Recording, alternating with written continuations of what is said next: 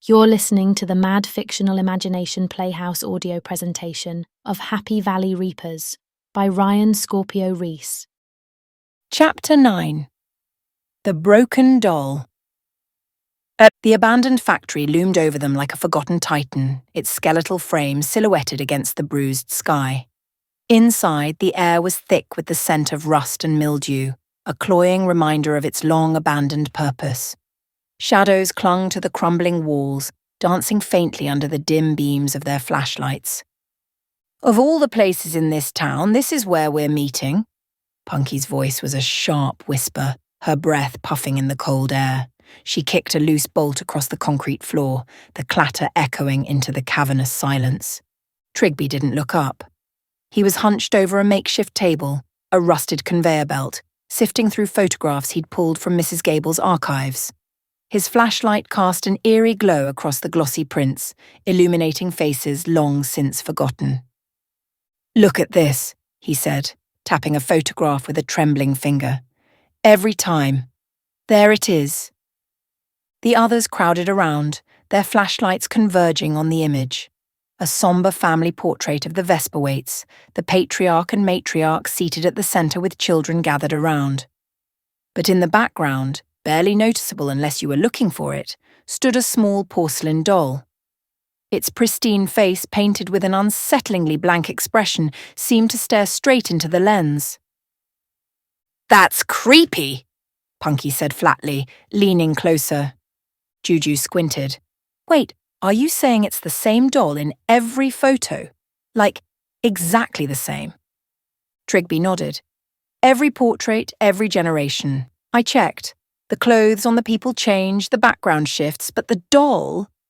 He trailed off, his gaze locked on the glassy eyes in the photograph. "It doesn't age. It doesn't move. It's always there." Mars stepped back, the muscles in his jaw tightening. "You're telling me a toy is part of this? What, it's haunted?" His voice carried a forced bravado that didn't quite mask the edge of unease creeping into his tone. Juju shot him a glare. "We've seen weirder things lately, Moz. Don't act like this is where you draw the line." "Guys!" Squirt interrupted from the far side of the room. His voice was low, his flashlight trained on a small wooden box in Juju's hands. "What's in there?" Juju smirked, the glint of challenge returning to her eyes. "Guess we're about to find out." She had been working on the intricate lock for several minutes, her skilled fingers methodically picking at the mechanism. With a soft click, the box opened. The group leaned in as Juju carefully lifted the lid. Inside, nestled in faded velvet, was a single porcelain doll, its face shattered, shards of white ceramic jaggedly framing its vacant eyes. The air in the factory seemed to grow colder. "That's the same one," Trigby said, his voice barely audible. Punky crossed her arms, her usual confidence stripped away. "Okay, this just went from creepy to full-on horror movie. What the hell is this thing?" Moz's flashlight wavered as he scanned their surroundings. "I don't like this. I don't like any of this." "I think that's the point," Juju muttered, examining the fragments of the doll's face. Her hands trembled slightly, betraying the unease she tried to suppress. "Somebody's trying to scare us off." Squirt knelt beside her, his small frame nearly swallowed by the encroaching shadows. He reached into the box and uncovered a hidden compartment beneath the lining.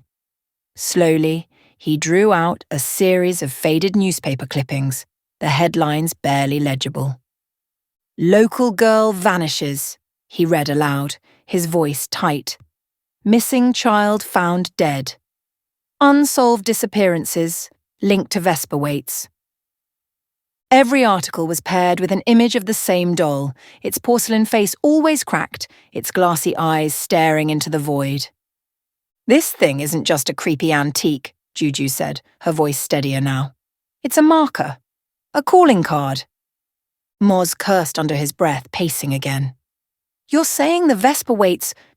What, they use this thing in their rituals? Sacrifices? What does it mean?" Trigby's brow furrowed, his mind racing as he connected the threads. "It's a symbol. A message. Maybe even a warning." He pointed to the shattered face of the doll. Every time someone went missing, this was there. It's like they're saying, innocence, broken. The weight of his words hung heavily in the air, and for a moment none of them spoke.